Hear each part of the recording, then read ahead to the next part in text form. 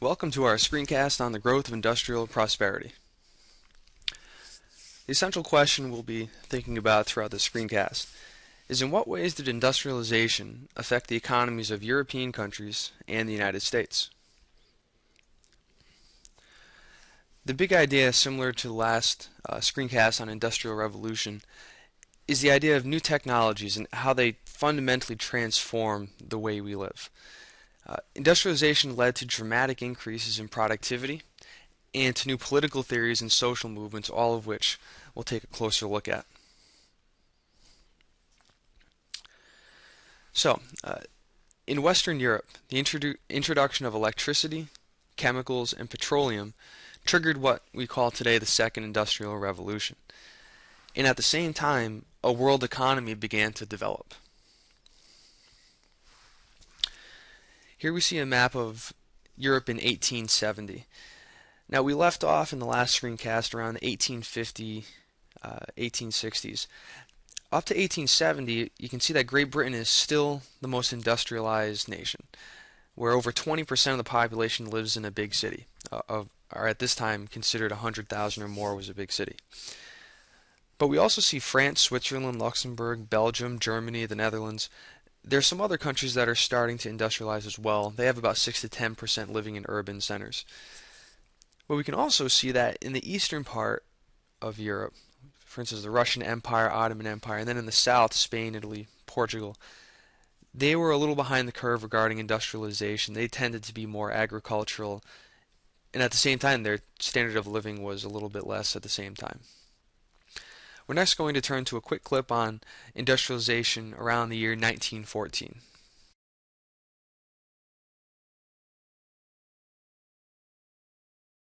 In the Second Industrial Revolution, steel, chemicals, electricity, and petroleum were the keys to making economies even more productive. Industrial areas were concentrated near cities like Toulouse and Saint-Étienne in France, and Vienna, Berlin, and Warsaw in the German Empire. One of the major changes in industry between 1870 and 1914 was the substitution of steel for iron. Steel was used to build lighter, smaller, and faster machines and engines. Electricity, a new energy power, greatly improved factories, homes, and transportation in major European cities. Internal combustion engines, fired by petroleum products, also provided a new source of power and transportation. Similarly, chemicals helped to improve life with medicines and new products.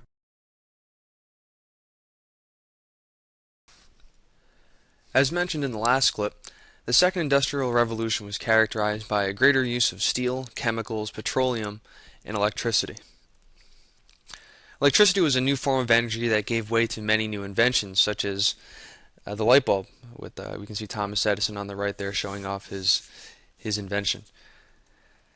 In the United States, Edison created the light bulb, or at least he made a light bulb that could be mass-produced and consumed by the public. People could use it in homes, businesses, factories, and it became much more affordable, it became convenient, and it also increased the productivity of businesses and factories around the world. For instance, factories and businesses could work all hours of the night because they now had light through the light bulbs, an efficient, easy way to use it. Another inventor was Alexander Graham Bell. He's inventor of the telephone, and radio pioneer Guglielmo Marconi. He sparked a revolution in communications. He was the first to have a transmission go from Europe to the United States. The internal combustion engine also revolutionized transportation with the automobile, and the airplane made its appearance as well. We all know the Wright brothers, and then as far as the automobile, Henry Ford and the Model T, which we'll get to in a second. Now, prices for produced goods decreased as a result of lower production and transportation costs. Part of this is because of the assembly line. That allowed for more efficient mass production of goods. All this just meant that products that typically were reserved for the wealthy could now be produced for everyone in society, or at least people with a modest amount of wealth. Now, by 1900, a true world economy started to occur. Europe started to dominate this global economy by the beginning of the 20th century. Some theorists also point to the fact that the world systems theory, the idea of Europe and later the United States as the center, and then other countries as the periphery supporting the center, a lot of this developed at this time. The next section will talk about the working class. Although the industrialization gave some people a higher standard of living, like we just mentioned with the automobile, light bulb, gas-powered cars, there was another side to it. There was a struggle for workers. A lot of them lived in terrible conditions, and this led to the idea of socialism and the development of trade unions, which we'll take a close look at. Now, the transition to an industrialized society was very tough on workers. A lot of times they worked very dangerous jobs for poor wages and lived in very crowded slums. Even in the first industrial revolution there were dangerous jobs, but the second industrial revolution really led to the overcrowding of slums. And we can see in the picture to the right here, this is an example of a slum in New York City at this time. Some reformers of the capitalist society, meaning the system we've been talking about up to this point, the reformers wanted a better environment for the working class. A lot of these more radical reformers wanted to abolish capitalism altogether. Capitalism meaning the free exchange of goods and services, private ownership of businesses. They wanted to get rid of that in favor of a new idea called socialism, in which there would be a more even ownership of wealth, and we'll get into that in a second. Many socialist ideas were based on the theory of the German Karl Marx and his Communist Manifesto. The Communist Manifesto outlined Marx's beliefs, Marx and Engels, that industrial capitalism was to blame for the problems besetting society. He thought that the proletariat, who represented the working class, would violently overthrow the bourgeoisie. They were the people, or the middle class, who owned the means of production, who owned the factories. He said once that overthrow happened, it would result in a classless society run by a dictatorship, which would, spread the wealth. Now, this time, many European nations had large working classes, and a lot of their leaders formed socialist parties based on Marx's ideas, but a lot of them were divided on their ultimate goals. Pure Marxists wanted revolution. And these were the ideas, for instance, in the Russian Revolution, which we'll get to a little bit later in the course.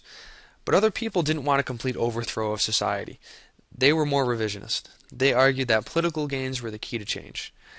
Small incremental steps to improve the working conditions of people. Now, to improve their conditions, a lot of these people went into organization, into what are called trade unions. The unions fought for better working conditions, and their main weapon was a strike. And what they would do is they would try to bargain with their employers for either better working hours, safe conditions, wages, things like that. And if they refused to negotiate, or if the workers didn't agree to the terms, they would strike. A strike just means that they refused to work, they would all walk out and hopefully put pressure on the business to concede to at least sitting down and negotiating. On the right, we can see a picture of a demonstration here in the United States during a strike. It was a relatively peaceful strike, but we'll see that the government had many different ways to respond to this, and we'll get into that more so as the course progresses. Okay, so just to review some of the causes and effects of the revolution. Steel, chemicals, electricity, and petroleum led to a new wave of economic growth in the late 1800s into the early 1900s. The introduction of the assembly lines made mass production more efficient, such as the Model T car. Henry Ford made cars much more cheap and available to the public.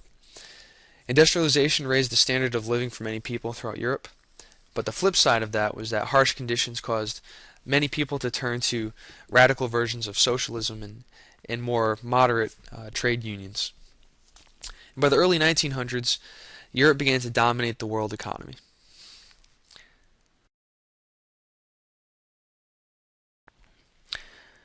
Okay, this is a quick bonus clip because some of you guys are asking about Edison and his electrocution of the elephant, which is certainly would not be seen of as okay by today's standards. But something I didn't mention in the screencast is he was in a he was in a feud with other entrepreneurs, one being Tesla, another being Westinghouse, and he was trying to prove how dangerous AC current is.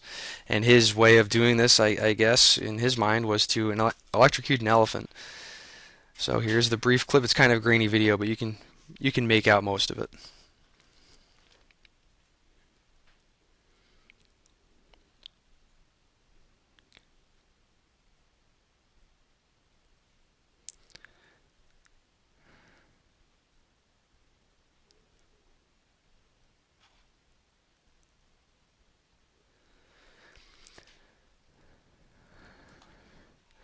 Now, obviously, today that would certainly be illegal. He probably would have been thrown in jail for that because we have much better animal rights um, laws on the books. But there was Edison electrocuting the elephant.